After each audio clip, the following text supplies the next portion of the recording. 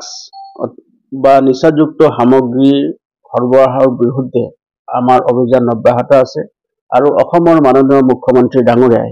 অসম ৰাজ্যখনক সম্পূৰ্ণৰূপে ড্ৰাগছ মুক্ত কৰিব বিচাৰিছে আৰু তাৰ কাৰণে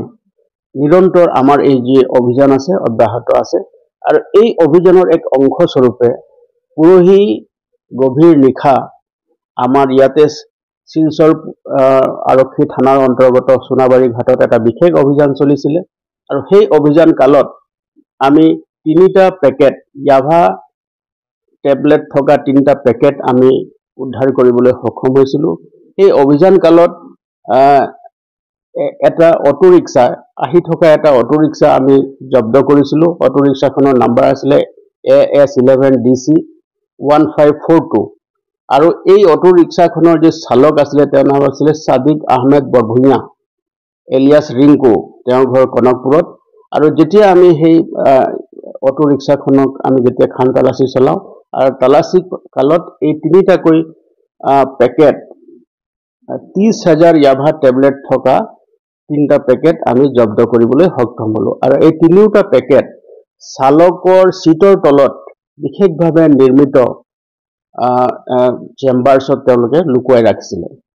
আৰু এই যিখিনি ইয়াভা টেবলেট আমি জব্দ কৰিবলৈ সক্ষম হলো এই যাবা টেবলেটখিনিৰ যিটো চুৰাং বজাৰত ইয়াৰ মূল্য কেইবা কোটি টকা হ'ব আৰু আমি প্ৰাৰম্ভিক তদন্তত যিখিনি আমি কৰিছো প্ৰাৰম্ভিক তদন্তত দেখা গৈছে যে এই যিটো কনসাইনমেন্ট আহিছিল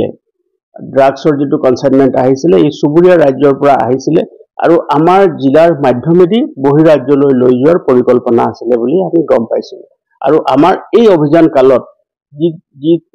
চালকজনৰ লগতে অটো ৰিক্সাখনকো আমি এৰেষ্ট কৰিছো আৰু যাৱতীয় আইনগত ব্যৱস্থা আমি লৈছো এই অভিযান কালত যি তথ্য আমি পোহৰলৈ আহিছে তাৰ প্ৰাৰম্ভিক তদন্তত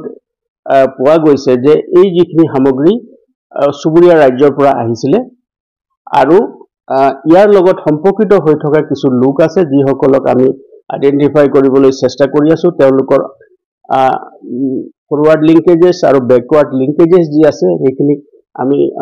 পুংখানুপুংখভাৱে আমি অধ্যয়ন কৰি আছো আৰু তেওঁলোকৰ বিৰুদ্ধে কঠোৰতম আইনগত ব্যৱস্থা ল'বৰ কাৰণে আমি তৎপৰ হৈ আছো